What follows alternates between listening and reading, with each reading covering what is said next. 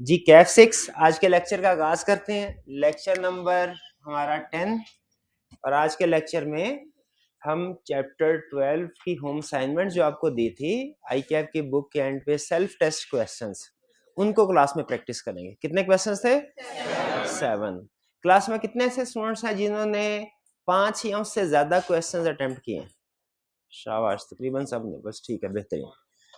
अच्छा, अब हम one by one in questions को क्लास में प्रैक्टिस करेंगे। जो इसमें हमारे कंसेप्ट्स पूरे चैप्टर के यूज होंगे। क्वेश्चंस आई कैप ने जो दिए हमें उनमें मल्टीपल कंसेप्ट्स, तकरीबन उसने कोशिश की है कि मैक्सिमम कंसेप्ट्स जो हमने चैप्टर में सीखे हैं वो इसमें टेस्ट हों। अटेम्प्ट करने का तरीकाकार क्या होगा, आपको सबसे पहले पता होना चाहिए कि इसमें फार्मूला कौन सा यूज होना है। आपने देखा हमने हर कंपोनेंट की कॉस्ट कैलकुलेट करने के लिए कोई ना कोई फार्मूला यूज किया है। फार्मूला कौन सा यूज होना चाहिए? सबसे पहले हम वो फार्मूला लिखेंगे। उसके बाद उस फार्मूला में कुछ जो वेरिएबल्स हम यूज हो रहे हैं, फार्मूला में कुछ जो फिगर्स यूज हो रही हैं, कुछ उसने क्वेश्चन में डायरेक्टली दी होंगी और कुछ हमने क्वेश्चन की इंफॉर्मेशन से कैलकुलेट करना होगा। जिनको हमने क्वेश्चन में गिवन इंफॉर्मेशन से कैलकुलेट करना होगा उनको हम साइड पे कहीं वर्किंग के तौर पे कैलकुलेट कर लेंगे, और जो मेन फिगर्स होंगी हमारी फार्मूला वाली उनको हम फार्मूला में नीचे पुट करते रहेंगे। सिंपल। क्वेश्चंस की प्रेजेंटेशन पता चल गई आपको किस तरीके से होगी। पहले फार्मूला, उसके बाद नीचे क्वेश्चन में जो भी उसने इंफॉर्मेशन दिया वो पुट करेंगे। जो इंफॉर्मेशन डायरेक्टली गिवन नहीं है उसे वर्किंग के जरिए से कैलकुलेट करके फिर पुट करेंगे क्वेश्चन में। चलिए, अच्छा, अब ये तो आपको पता ही है कि जितने भी क्वेश्चंस हम करेंगे वो किस टॉपिक के होंगे? कॉस्ट ऑफ कैपिटल के। ठीक है, और ये आपको रिक्वायरमेंट से भी पता चल जाता है। लेकिन जब हमने मल्टीपल टॉपिक्स कवर कर चुके होंगे तो उसमें आपने एक एडिशनल कंसेप्ट ये भी अंदाजा लगाना होगा कि ये किस टॉपिक का, किस चैप्टर का क्वेश्चन है। ठीक है, आज हम ये डिसीजन नहीं कर रहे होंगे कि किस चैप्टर का, क्योंकि हमें पता है कि सारे के सारे जो क्वेश्चंस हम करेंगे कॉस्ट ऑफ कैपिटल के होंगे। हाँ, हमें ये फर्दर डिसीजन करना होगा कि कॉस्ट ऑफ कैपिटल के अंदर कौन सा कंसेप्ट है इसमें। ठीक है, कौन सा टॉपिक उसने टेस्ट किया है। तो स्टार्ट करते हैं वन बाय वन। अच्छा, मैं यहाँ पे जो क्वेश्चंस की तरतीब है उस तरतीब से नहीं चल रहा। पहले हो सकता है क्वेश्चन में कुछ और सेलेक्ट कर लूं, इजी टू डिफिकल्ट से। मेरी कोशिश होगी कि इजी टू डिफिकल्ट से आपको लेके चलें ताकि छोटे छोटे क्वेश्चंस और कंसेप्ट प्रैक्टिस होते रहे, फिर हम आगे एडवांस लेवल पे चलते रहे।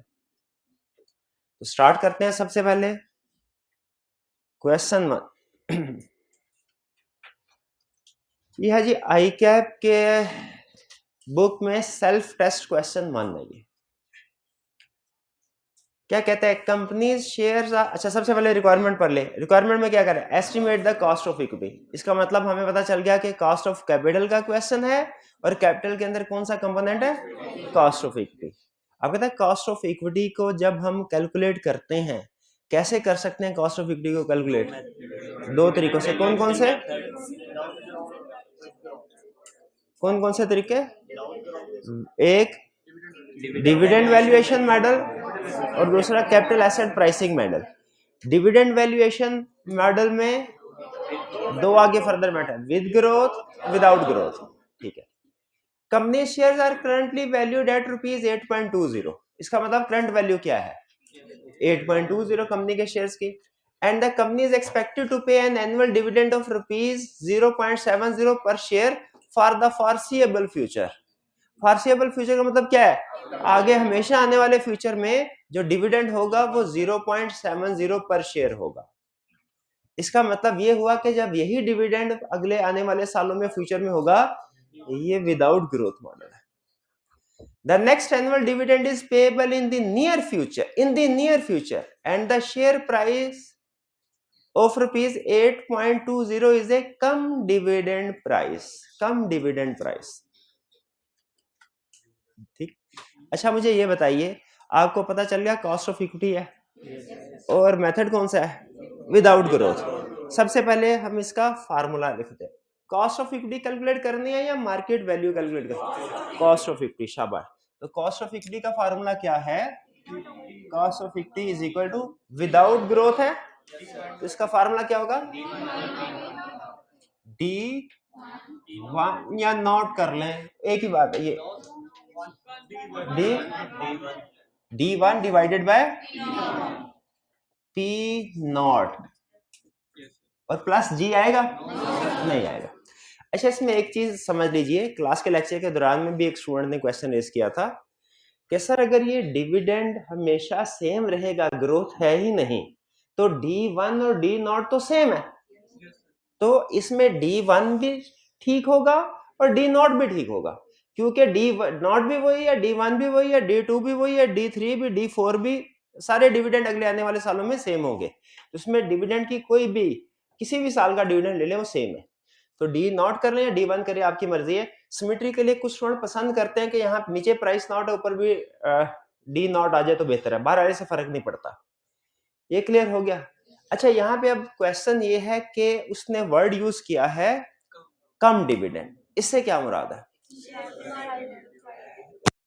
आपने शायद लॉ में पढ़ा होगा या नहीं पढ़ा तो आगे पढ़ेंगे कि साल के बाद एक मीटिंग होती है डायरेक्टर्स की या शेयर होल्डर्स की, जिसमें डिविडेंड को कंफर्म किया जाता है, अनाउंस किया जाता है कि इतना डिविडेंड पे किया जाएगा।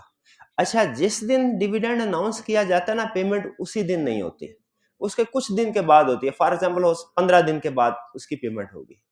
तो डिविडेंड अनाउंस होने के, जब डिविडेंड अनाउंस होता है ना, तो शेयर की प्राइस एकदम से बढ़ जाती है।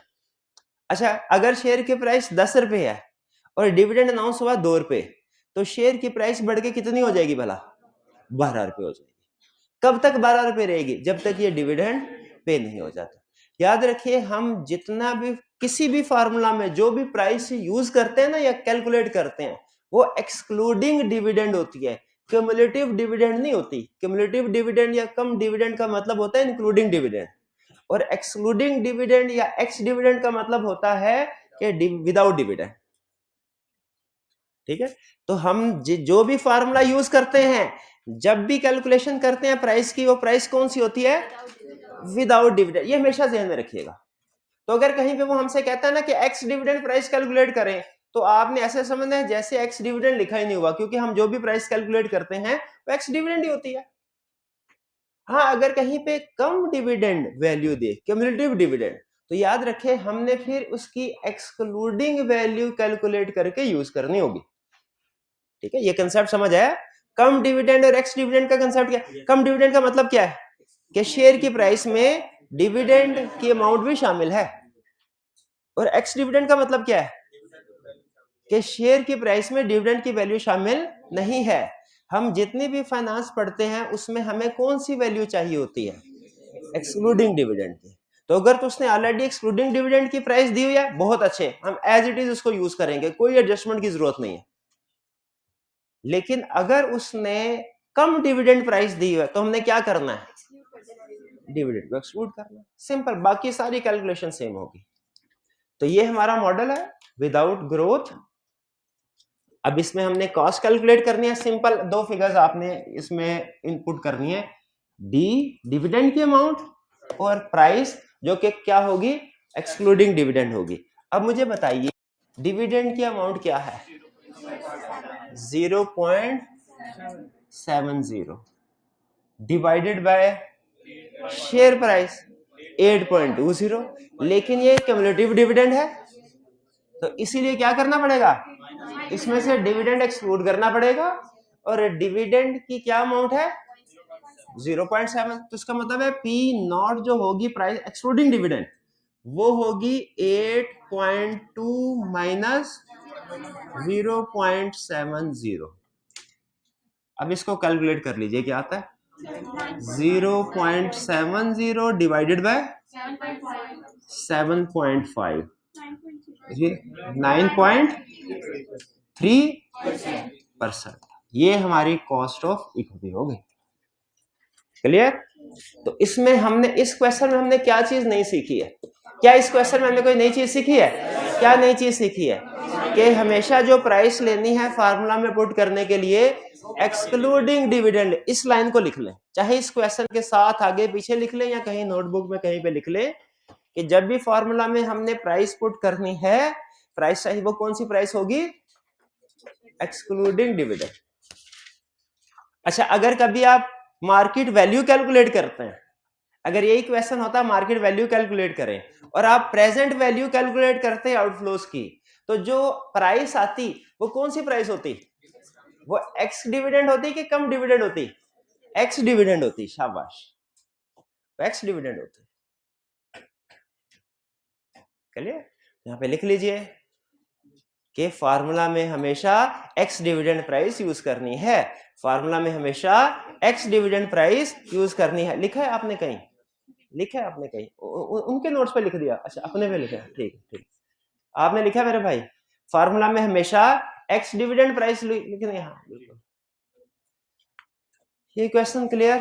चलिए, अच्छा हो गया, इस क्वेश्चन में हमें नई चीज सीखने को मिली जो हमने इससे पहले नहीं सीखी थी। बाकी कोई जी जी।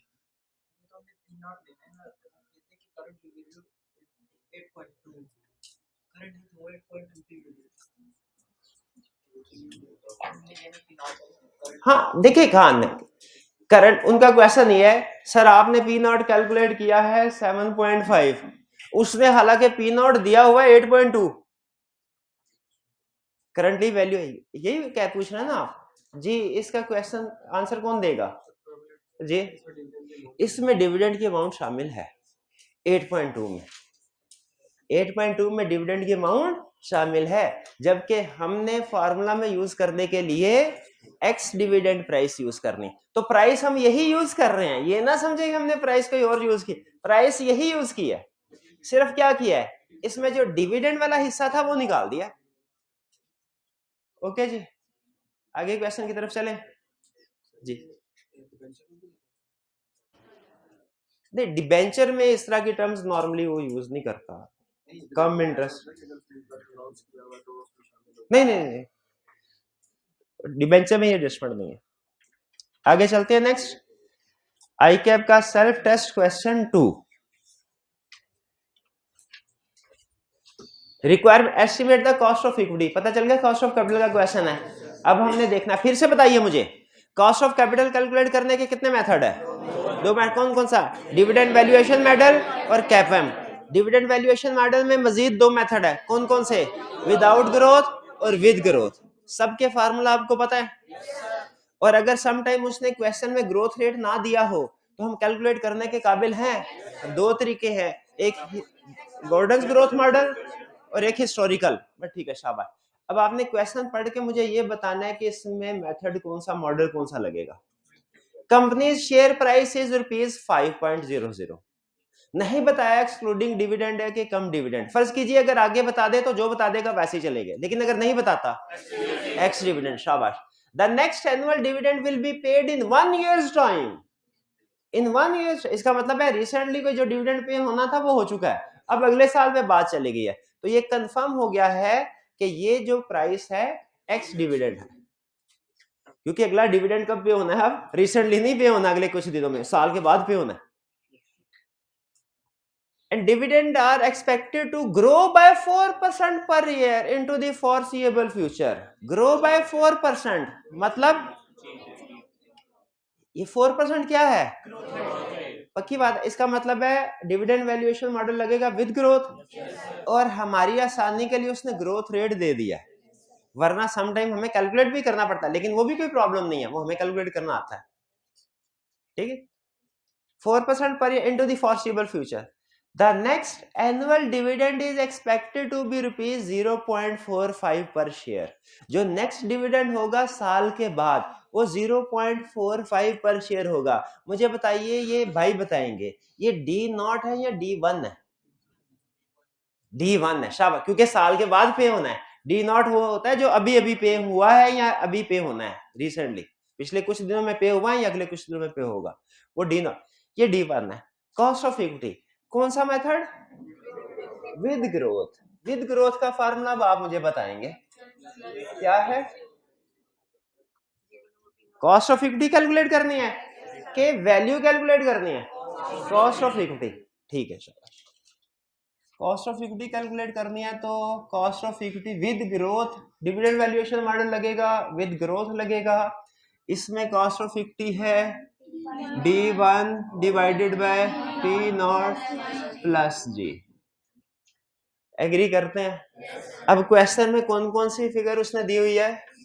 ग्रोथ रेट दी है तो सारा कुछ दिया हुआ, हमने सिर्फ पुट करना, कैलकुलेट कुछ खुद से कुछ भी नहीं कैलकुलेट करना, सारा कुछ सवाल के अंदर मौजूद है। ग्रोथ रेट क्या है? 4% यानी 0.04। डिविडेंड 1 जो ये 1 साल के बाद डिविडेंड पे होना वो कितना है? 0.45। और प्राइस क्या है आज की? 5। तो ऐसा करेंगे 0.45 को ऐड करेंगे 0.04 में और फिर डिवाइड करेंगे 5। ऐसा करेंगे? ऐसा नहीं करेंगे। फिर कैसा करेंगे? पहले डिवाइड करेंगे। शाबाश, जरा करें फिर।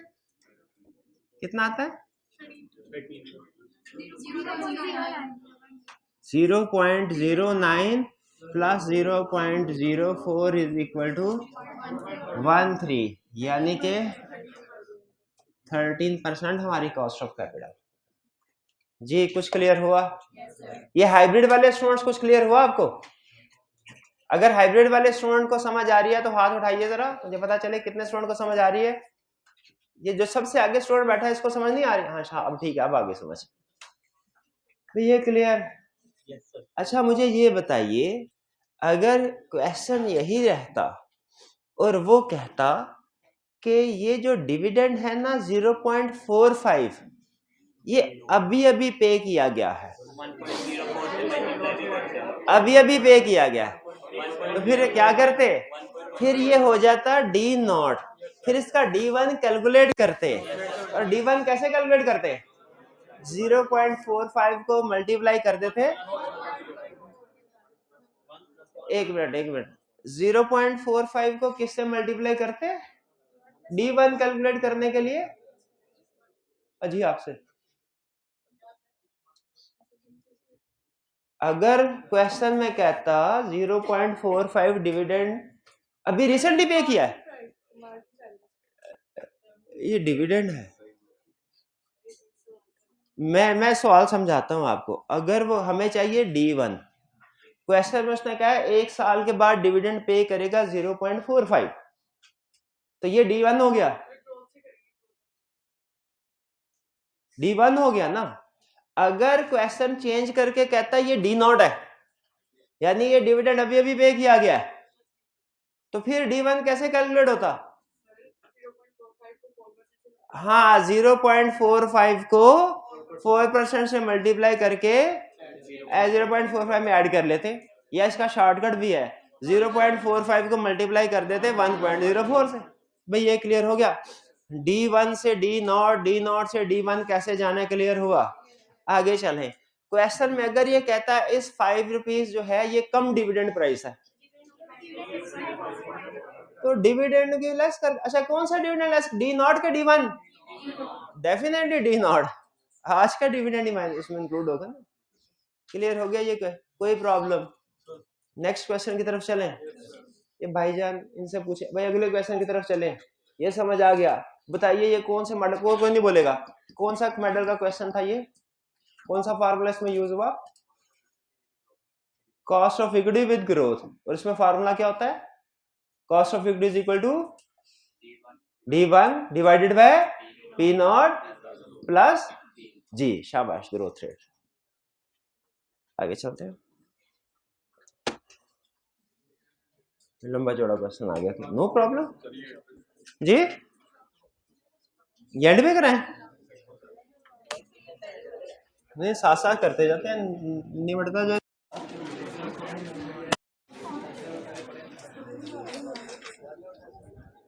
A company's share have a current market value of ₹13। 13 हो गई P0, ठीक है।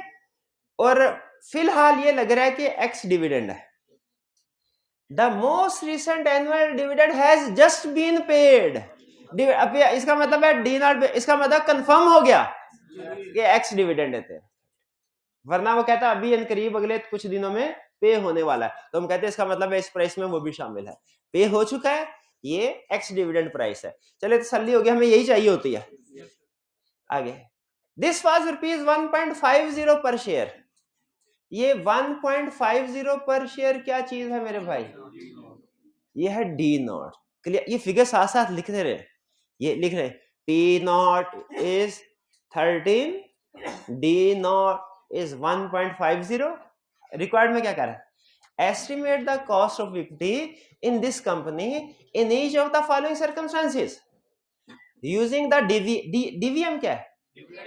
Dividend valuation method, and when the annual dividend expected to remain rupees 1.50 into the foreseeable future. Dividend valuation model without growth. क्या फार्मूला था? P D not cost of equity, calculate cost of equity करते हैं, ठीक है। Cost of equity is equal to D not divided by P not. D1 कर लें, अभी यही तो मैंने समझाया, ऐसे ना करें मेरे साथ, खुदा का खौफ करें। अभी समझाया कि अगर ग्रोथ नहीं है तो D0 ही D1 है, D1 ही D2 है, D2 ही आपकी मर्जी है, ठीक है। आप D1 के हिसाब से कर ले, मैं D0 के हिसाब से कर ले। Dividend and when expected to remain 1, तो formula D0 divided by P0। D0 कितना है? 1.50, P0 13। करें कैलकुलेशन, क्या कर दूं? इधर कर दूं? अच्छा कर लें, वो करके दिखाएं जी। हाइब्रिड में जो सेकंड बेंच पे राइट साइड पे स्टूडेंट बैठे हुए हैं ना, ये कैलकुलेशन करके मुझे बताएं क्या परसेंटेज आती है। ये हाइब्रिड में कोई भाई बैठे हुए हैं माइक लेके? हाँ जी, माइक है किसी के पास हाइब्रिड में? ये क्या है, उधर किधर गए हैं भाई? जी जी, हाँ जी जी जी, बताइए क्या परसेंटेज आई है? किसी से भी पूछ ले भाई, कोई भी नहीं मान रहा। 0.5 जी, 0.5 0.5। मेरा कैलकुलेटर किधर है? 11.5। हाँ शाबाश शाबाश, 11.5 कैलकुलेट करके देखें।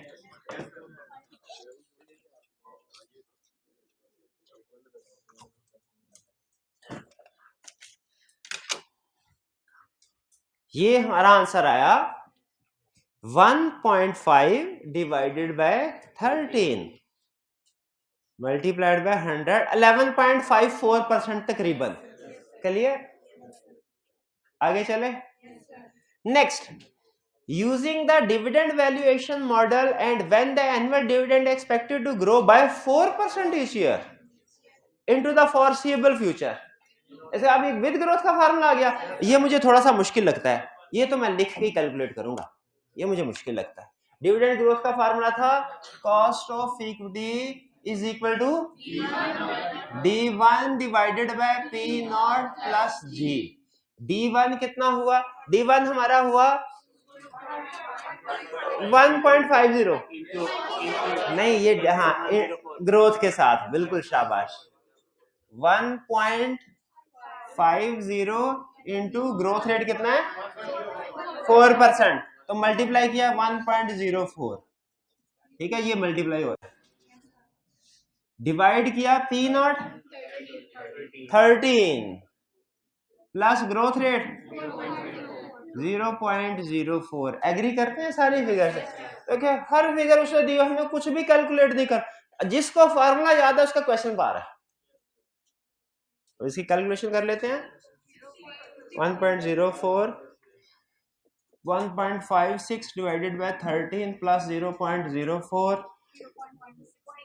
divided by 13, 0.12 plus 0.04 is equal to 0.16, यानी के 16%। जी पहुंचे हैं साथ? कोई प्रॉब्लम? कोई प्रॉब्लम नहीं। चलिए फिर द कैपम इज यूज्ड। कैपम का फार्मूला तो हमने क्वेश्चन ही नहीं किए इतने ज्यादा, तो कैपम का फार्मूला तो मुझे भूल ही गया है। कैपम का फार्मूला क्या होता है? एक मिनट ठहरे, आप बताइए कैपम का फार्मूला क्या होता था? कैपम किस लिए यूज होता है? कॉस्ट ऑफ इक्विटी कैलकुलेट करने के लिए, के कॉस्ट ऑफ डिबेंचर कैलकुलेट कर दें, कॉस्ट ऑफ इक्विटी। कैपम के मुताबिक cost of equity is equal to risk free return risk free return, उसका एब्रीविएशन क्या थी? आर के R F. Risk free return plus beta into market का return minus risk free return. भाई यही formula था। रिस्क फ्री रिटर्न कितना? Equity beta is 1.20। इसका मतलब है ये सिक्योरिटी एग्रेसिव है, रिस्की है। The risk free cost of capital is 5% and expected market return is 14%। अब अगेन सारी फिगर उसने दी, हमने सिर्फ पुट करनी है। रिस्क फ्री रिटर्न कितना है? 5%। Beta market return risk free 5%, ये आ गया 5% प्लस 1.2 इंटू 9%, 5% प्लस 10.8%, 15.8%। ये आ गया हमारा कैपम से cost of capital, cost of equity. जी बताइए, कुछ समझ आई? क्लियर? आगे चलें। ये अच्छा क्वेश्चन था वैसे, उसने वो इक्विटी के तीनों मॉडल टेस्ट कर लिए। Next, a company has 20 million shares each with the value of ₹6 whose cost is 9%. It has debt capital with a market value of ₹80 million and a before tax cost of 6%. The rate of taxation on profit is 30%. Calculate the WACC. ठीक है, अब कैसे calculation होगी जरा बताइए। हमने table बनाना है पहले, याद है आपको?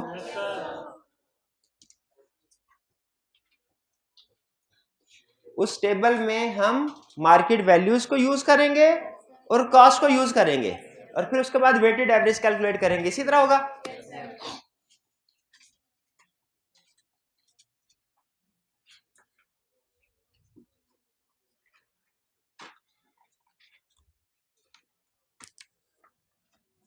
सबसे पहले कंपोनेंट, फिर क्या था? कॉस्ट, फिर इसके बाद मार्केट वैल्यू,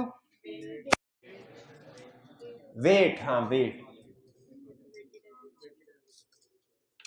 वेट और वेटेड कॉस्ट। कितने कंपोनेंट दिए हुए उसने? दो। कौन कौन सा? इक्विटी और डेट। इक्विटी की कॉस्ट क्या है? 20 million share each with the value. अच्छा, अब जो जो फिगर उसने दिया साथ साथ पुट करते जाते हैं। 20 million share each with the value of 6 whose cost is 9%। इसका मतलब है इक्विटी की कॉस्ट क्या है? 9% और मार्केट वैल्यू क्या है? 20 मिलियन इंटू 6, 120 मिलियन। ब्रैकेट में हमने इसकी कैलकुलेशन शो करवा दी, 20 इंटू 6। किसी को प्रॉब्लम कोई? लेकिन इसमें हमने एक गलती कर दी, इसमें हमने टैक्स की एडजस्टमेंट तो डाली नहीं, इक्विटी में नहीं डाल। शाबाश। Next, it has debt capital with A market value of ₹80 million and a before tax cost of 6%. Market value of 80 million, before tax cost of 6%. Market value of 80 million, market value of 80 million, before tax cost of 6%। ये 6% आ गया। 6% नहीं आना, एक minute है, क्यों नहीं आना 6%? ये डेट है, इसमें टैक्स की एडजस्टमेंट होगी तो टैक्स का रेट दिया क्या उसने? 30% दिया है। इसका मतलब ये हुआ, ये होगी 6% मल्टीप्लाइड बाय 70% आफ्टर टैक्स।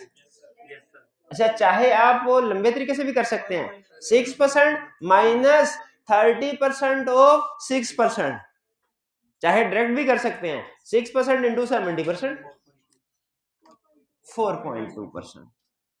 4.2%। अब ये total market value 200 million, weight इसी की बेस पे कैलकुलेट कर रहे हैं, इसका कितना वेट आएगा 60 पर। ये 60% कैसे आया भाई 120 डिवाइडेड बाय 200, और इसका वेट कितना आया 40%। ये 40% कैसे आया भाई 80 डिवाइडेड बाय 200, और वेटेड गास क्या हुई 9%। 9% वाला कैपिटल 60% है, 4.2% वाला 40% है, मल्टीप्लाई 9 6 क्या होगा 5.4%। 4.2 इंटू 40 1.68, और टोटल कितनी कॉस्ट आ प्लस 5.4 7.08%। देखे होता है कुछ क्लियर, कुछ समझ आई आपको। इसमें हमने क्या नई चीज सीखी, इस क्वेश्चन में क्या हमने नई चीज सीखी नहीं, इस क्वेश्चन में हमने कोई नई चीज नहीं सीखी, तो पहले प्रैक्टिस कर चुके थे, ये तो हमारा टाइम जाया हो गया, कोई बात नहीं, चले कंसेप्ट रिवाइज ही हो गया एक तरीके से। आगे चले आगे चले। अच्छा मुझे ये बताइए, इसने उसने शेयर दिए उसकी वैल्यू दी है, तो हमने इक्विटी की वैल्यू कैलकुलेट कर ली, डेट की वैल्यू दी है उसने, डेट की वैल्यू एग्जैक्ट दे दी है उसने, है कि क्लास में स्टूडेंट जो ये बता सके कि अगर उसने डेट की मार्केट वैल्यू ना दी होती कैसे कैलकुलेट करते हैं, पहले बताइए कौन बताएगा, बताइए कैसे कैलकुलेट, एनवीडी के फार्मूले से, या अगर 2 3 4 साल की कैलकुलेशन है प्रेजेंट वैल्यू का, एनवीडी भी प्रेजेंट वैल्यू कैलकुलेट करती है, ठीक है, एनवीडी के फार्मूला से या इंडिविजुअल कैश फ्लो की प्रेजेंट वैल्यू कैलकुलेट करके, ठीक है। अगर डेट की मार्केट वैल्यू ना दी हो तो प्रेजेंट वैल्यू कैलकुलेट कर लेंगे या एनवीडी के जरिए से कैलकुलेट कर लेंगे। इस प्रेजेंट वैल्यू को कैलकुलेट करते हुए जो कैश फ्लो यूज करेंगे, डिबेंचर है उसके ऊपर 10% इंटरेस्ट मिल रहा है, तो क्या वैल्यू कैश फ्लो कैलकुलेट करते हुए यूज करें, फेस वैल्यू 100 यूज किया है तो 10 लेंगे, शाबाश, उस पर टैक्स की एडजस्टमेंट लगानी है, यही सुनना चाह रहा था, उस पर टैक्स की एडजस्टमेंट लगा, ये तो आप सबको पता होगा कि डिबेंचर्स की प्रेजेंट वैल्यू कैलकुलेट करेंगे उसके कैश फ्लोज की, लेकिन बाजू का ये आप स्किप कर जाते हैं कि टैक्स की एडजस्टमेंट होगी। आगे चलें जी, अब चलिए, A company has issued 4% convertible bonds. 4% convertible bonds that can be converted into shares in 2 years time. Conversion वाला आ गया क्या, कन्वर्टिबल बॉन्ड्स की वैल्यूएशन हमने सीखी हुई है, वो कैसे होती है, हायर ऑफ विदाउट कन्वर्जन, एक दफा विदाउट कन्वर्जन कैलकुलेट करेंगे, एक दफा विद कन्वर्जन कैलकुलेट करेंगे, दोनों में से जो हायर होगी वो उसकी वैल्यू, और अगर कॉस्ट कैलकुलेट कर रहे हो तो सेम, एक दफा विद कन्वर्जन कैलकुलेट करेंगे, एक दफा विदाउट कन्वर्जन कैलकुलेट करेंगे, दोनों में से जो हायर होगी वो हमारी कॉस्ट है। इसमें उसने वैल्यू का कहा है, वैल्यू ऑफ कन्वर्टिबल बॉन्ड्स, तो क्या होगी value, present value of cash flows, present value of cash flows.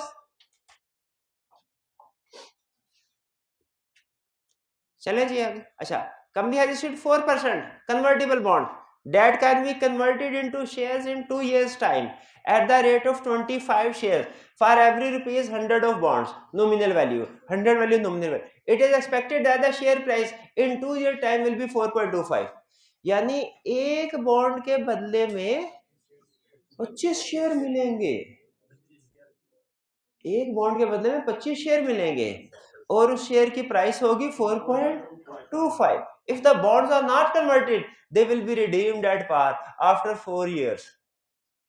The yield required by, इसका मतलब ये हुआ हमने जो विद कन्वर्जन कैलकुलेशन करनी है उसमें 2 ईयर, शाबाश, और जो विदाउट कन्वर्जन कैलकुलेशन 4 ईयर, शाबाश, और रिडीमेबल एट पार। अच्छा, इसका मतलब है आखिरी साल में कैश फ्लो भी ऐड करना है, और 100 रुपये ऐड करना नहीं भूलना, वो मैं अक्सर भूल जाता होता हूँ, आपने नहीं भूलना। The yield required by investor in this convertible is 6%। ये क्या चीज है जो डिस्काउंट रेट यूज करना है? What is the value of the convertible bonds?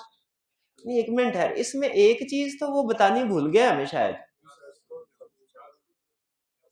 अब आप बताएं। नहीं, मुझे लग रहा है एक चीज भूल गया।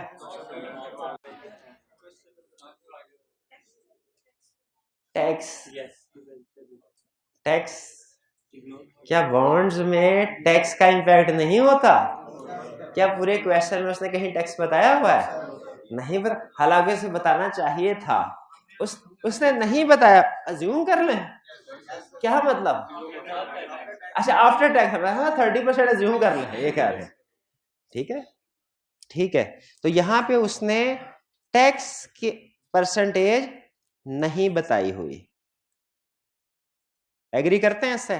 तो नहीं बताई तो जीरो कर लेंगे, जीरो कर लेंगे ना, जीरो कर लेंगे या यूं एज्यूम कर लेंगे आफ्टर टैक्स दी हुई है उसने, एक ही बात है।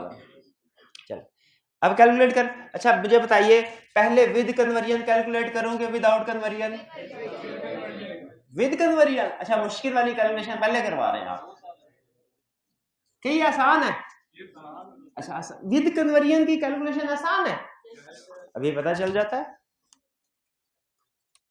कॉस्ट ऑफ डिबेंचर ये है विद कन्वर्जन, विद कन्वर्जन। अब अलर्ट हो गया, आपने बताना है मुझे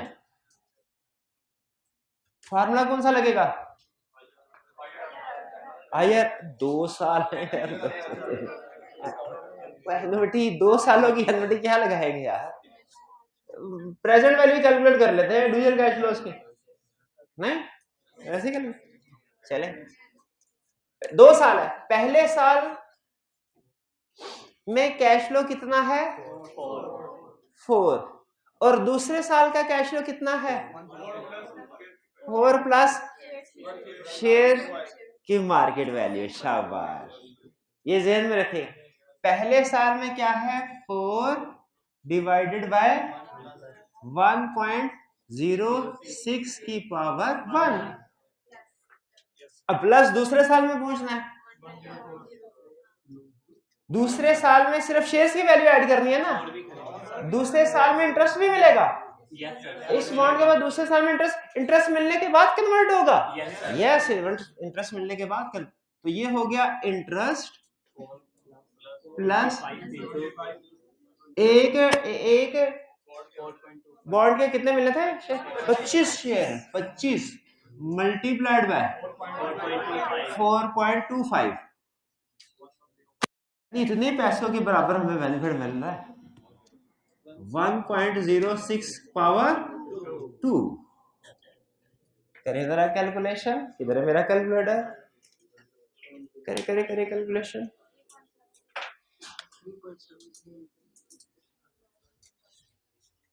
4 divided by 1.06 is equal to 3.77 plus 4 multiplied by 25 into 4.25, नहीं मल्टी, हाँ सॉरी, आपको कैसे पता चला? मैंने मल्टीप्लाई का बटन दबा दिया था। ओके,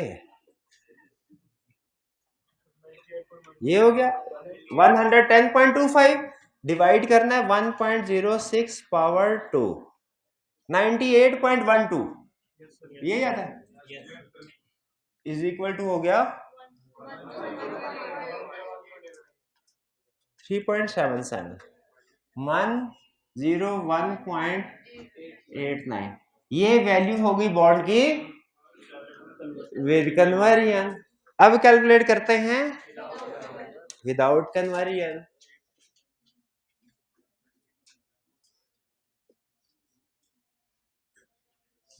भाई 4 साल है, एनवीडी लगा ले, मैं तो कहता प्रेजेंट कैश फ्लो आसान है तरीका।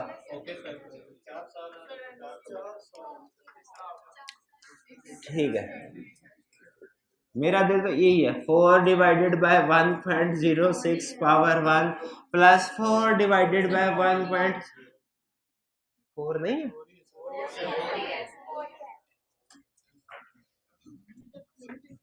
ऐसे ना किया करें मेरे साथ, divided by 4.1.06 power 3 plus,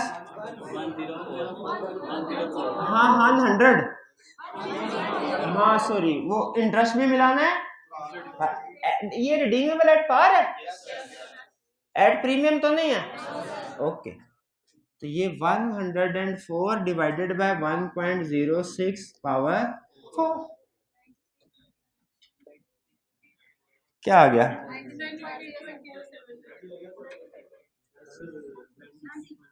4 divided by 1.06 3.77 plus 4 divided by 1.06 power 2 3.56 plus 4 divided by 1.06 power 3.36 plus 104 divided by 1.06 power 4 82.38, ये इज इक्वल टू हो जाता है 3.77 प्लस 3.56 प्लस 3.36 प्लस 82.38 93.07, तो हायर वैल्यू कौन सी होगी, हाँ। अच्छा मुझे बताइए, अगर ये डिबेंचर आपके पास हो, ये बॉन्ड आपके पास हो, तो आप इसे 2 साल के बाद कन्वर्ट करवाएंगे कि 4 साल तक होल्ड करेंगे,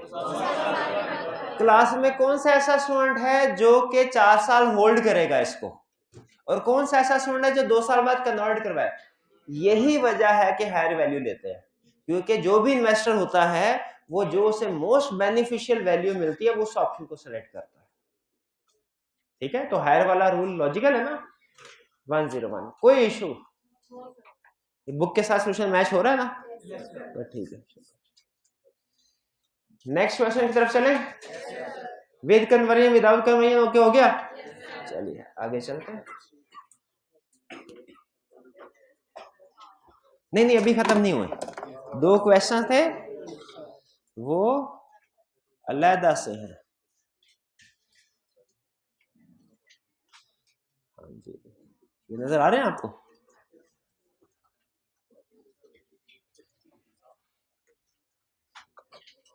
ये नजर आ रहा है आपको, क्वेश्चन 7 है ये,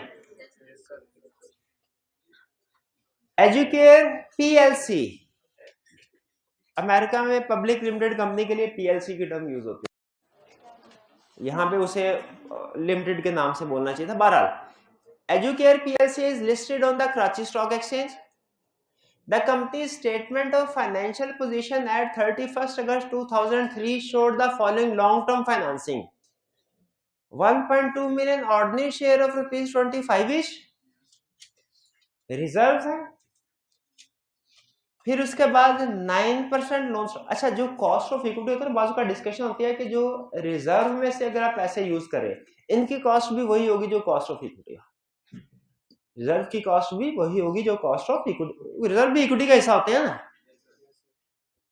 9% लोन स्टॉक 30 मिलियन, अच्छा ये balance statement of financial position समझते हैं क्या होती है, बैलेंस शीट, बैलेंस शीट में बुक वैल्यू आ रही होती है कि मार्केट वैल्यू, अच्छा मुझे बताइए 1.2 मिलियन ऑर्डिनरी शेयर इशू किए हैं, 25 रुपए का एक है, मार्केट वैल्यू क्या होगी 25 रुपए ना, कम या ज्यादा हो सकती है, पक्की बात है, ओके मान लिया, माननी के नहीं मानी बात, मार्केट वैल्यू कम या ज्यादा हो सकती है, और बैलेंस शीट में फेस वैल्यू ही आएगी, अकाउंट वही बुक वैल्यू फेस वैल्यू वही होती है, 9% लोन स्टॉक है, इसकी बुक वैल्यू कितनी है 30, इसकी तो मार्केट वैल्यू यही होगी कि इसकी मार्केट वैल्यू भी चेंज हो सकती है, लोन की भी, या लोन स्टॉक मतलब डिबेंचर्स, अच्छा लोन का मतलब आपको समझाया था ना, स्टॉक अमेरिका में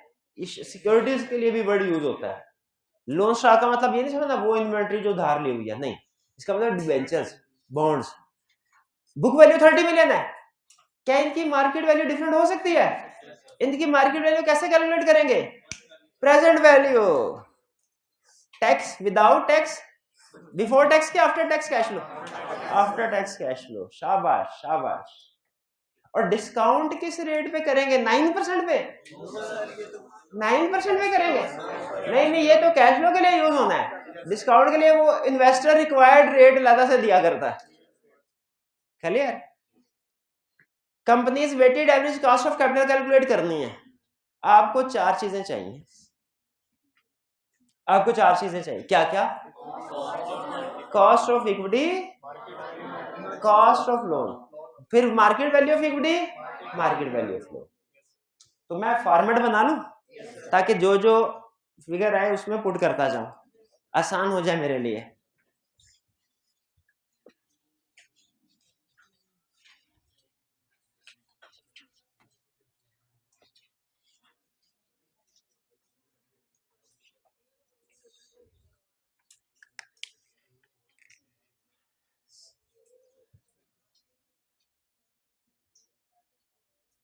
component cost, market value, wait,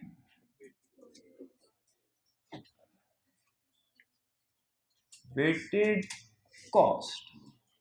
कौन कौन से कंपोनेंट? शेयर्स और लोन, शेयर्स और loan.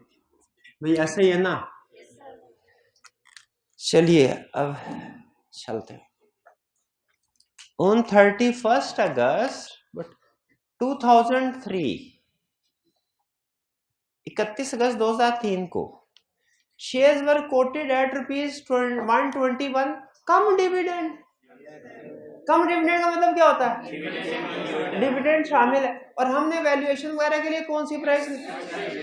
X dividend, with a dividend of ₹5.2 per share due very shortly। इसका मतलब है करीब 5.2 है डी नॉट, डी नॉट, और 121 में 5.2 शामिल है।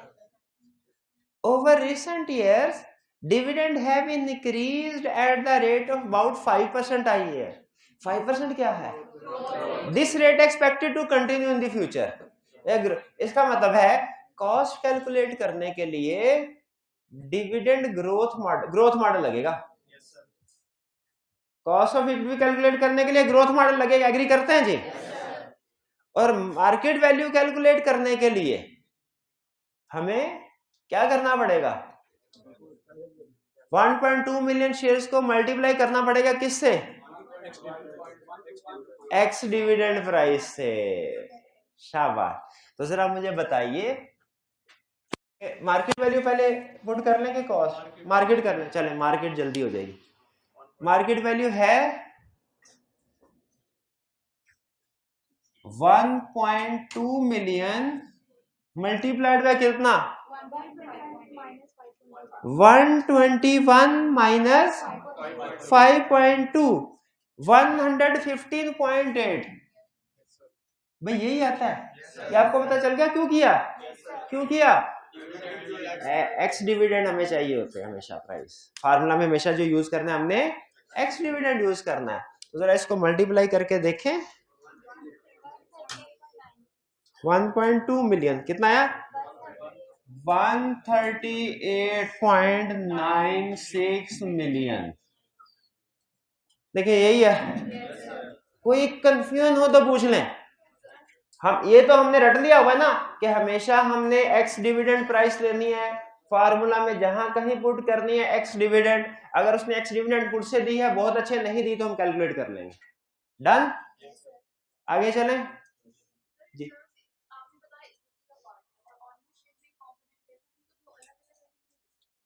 असल में हम कॉस्ट कैलकुलेट कर रहे थे ना, जो cost of equity, cost of equity, उसमें इक्विटी में रिजर्व भी शामिल है। यानी जो कॉस्ट ऑफ ऑर्डिनरी शेयर होगी वही कॉस्ट ऑफ रिजर्व होगी। इसके बाद आगे चलते हैं। हाँ, अब क्या कैलकुलेट करना है? कॉस्ट। तो कॉस्ट कैसे कैलकुलेट करेंगे? कौन सा फार्मूला लगेगा? With growth. With growth formula मुझे बताइए क्या होता है? With growth cost of equity is equal to D1 divided by P0 plus G। ठीक है, यही फार्मूला है ना। इसमें ग्रोथ रेट कितना है? ये 5% है, प्लस P0 कितना है? P0 हाँ 121 नहीं है, आपको पता है हमेशा एक्स डिविडेंड लेते हैं। 121 माइनस 5.2 115.8 और D1 कितना है? 5. शाबाश 5.2 वाला कौन भाई है? शाबाश शाबाश 5.2 कौन वाला भाई? शाबाश कौन है? 5. अच्छा 5.2 आगे 1 आगे ग्रोथ करने लगे थे। ठीक है सॉरी मैं समझा 5.2 कह के खत्म कर दी बात। 5.2 तो D0 है ना, रिसेंट डिविडेंड है ना आजकल का, तो 5.2 है। तो ये तो ग्रोथ D1 तो ग्रोथ के साथ होगा ना, जो 5% है। तो ये क्या होगा? 5.2 मल्टीप्लाइड बाय 1.05 5.46 ऊपर आ गया 5.46। तो अब हमारी कॉस्ट हो गई 5.46 डिवाइडेड बाय 115.8 प्लस 0.05 मल्टी ये आ गई यानी 9.715 या 9.72 कर ले मर्जी आपकी। 9.715 भाई ये क्लियर है? इसमें कोई प्रॉब्लम नहीं। आगे चलें। अगली कहानी, loan stock is due to be redeemed at par on 31 August 2005। 31 अगस्त तो आज का तारीख है, 31 अगस्त 2003 यानी 31 अगस्त 2004 एक साल, 31 अगस्त 2005 2 साल के बाद लोन स्टॉक रिडीम होगा at par. Interest is payable annually on 31 August. Interest annually payable है 31 अगस्त को। Post tax cost of the loan stock is 5.5%। Post tax का मतलब क्या है? आफ्टर टैक्स है। पोस्ट टैक्स का मतलब होता है आफ्टर टैक्स। प्री टैक्स का मतलब है बिफोर टैक्स। प्री टैक्स हो तो टैक्स की एडजस्टमेंट करनी है, पोस्ट टैक्स हो तो टैक्स की एडजस्टमेंट हो चुकी है, अब टैक्स की एडजस्टमेंट दोबारा तो नहीं करनी। तो ये 5.5% आ गया। 30% टैक्स की एडजस्टमेंट नहीं करनी, पक्की बात है। यानी आप ये कह रहे हैं कि मैं यहाँ पे 5.5% लिख दूं, पक्की बात है? ले आपके कहने पे डरते डरते मैंने लिख दिया। अब क्या करना है? Market value. एंड वाले भाई मुझे बताएंगे लोन की मार्केट वैल्यू क्या होती है? लोन की मार्केट वैल्यू क्या होती है? कैसे कैलकुलेट करते हैं? प्रेजेंट वैल्यू इसके कैश फ्लोस की, बिफोर टैक्स के आफ्टर टैक्स। शाबाश। कितने? 2 साल है। 2 साल है, चलो शुक्र है 2 साल। क्यों भला? 2 कैलकुलेशन में निपट जाएगा। तो value, market value of loan is equal to पहले साल के एंड में कितना मिलेगा? कितना मिलेगा? 9% ऑफ 30 2.7। शाबाश। 30 कितना मिलेगा? 2.7। ये प्री टैक्स है, इसमें टैक्स की डिस्काउंट आएगी? फंस गया।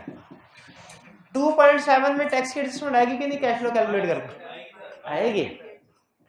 यहां पे आपने जब 2.7 मिलियन लिखना है तो ये आफ्टर टैक्स होनी चाहिए। 2.7 बिफोर टैक्स है, टैक्स रेट 30% है, इसको मल्टीप्लाई कर देंगे 0.7 1.89 million, 1.89 million divided by post tax cost of, divided by किससे करना है, कॉस्ट ऑफ द लोन से, किससे करना divide, post tax cost of the 5.5% से, तो ये आएगा 1.055 पावर 1। भाई ऐसे ही है,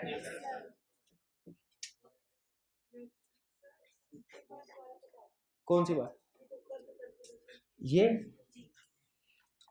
किसी भी लोन की मार्केट वैल्यू होती है उसके कैश फ्लोज की प्रेजेंट वैल्यू। ये वैसे किसी भी एसेट या लायबिलिटी का रूल है, हर एक का। लोन में भी उसकी मार्केट वैल्यू होगी उसके कैश फ्लोज की प्रेजेंट वैल्यू। ये 2 साल के लिए लोन है, ये हमने पहले साल के कैश फ्लो की प्रेजेंट वैल्यू कैलकुलेट की, आगे हम दूसरे साल के कैश फ्लोज की प्रेजेंट वैल्यू कैलकुलेट करेंगे। पहले साल के कैश फ्लोज की प्रेजेंट वैल्यू कैसे कैलकुलेट की, जो कैश फ्लो था आफ्टर टैक्स किया उसको और डिवाइड कर दिया डिस्काउंट रेट से जो उसने दिया हुआ है, डिवाइड कर दिया डिस्काउंट रेट से जो उसने दिया हुआ।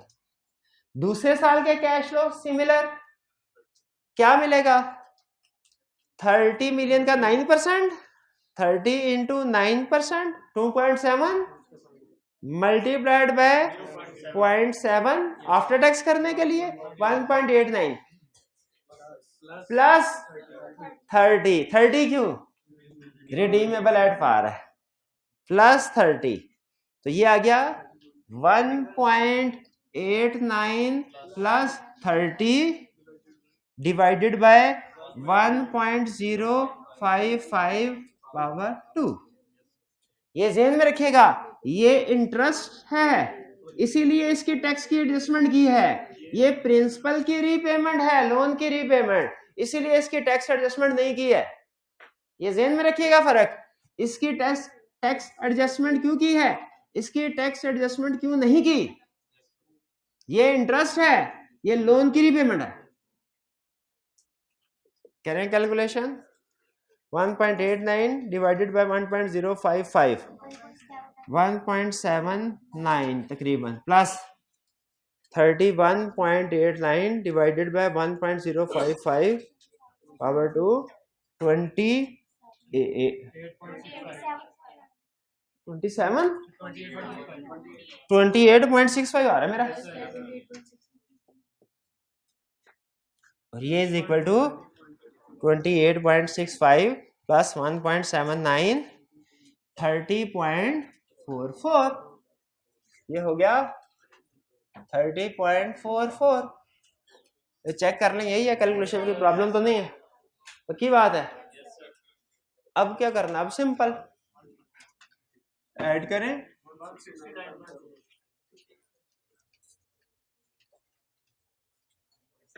169.4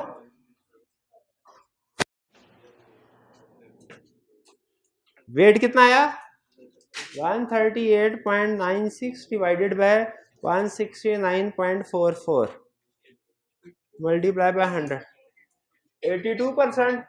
तो इसकी कैलकुलेट करने की जरूरत, करना चाहे तो कर लें, मैं तो शॉर्टकट लगाऊंगा, 18% ही आएगी। अब वेटेड कॉस्ट कैलकुलेट करें, 9.715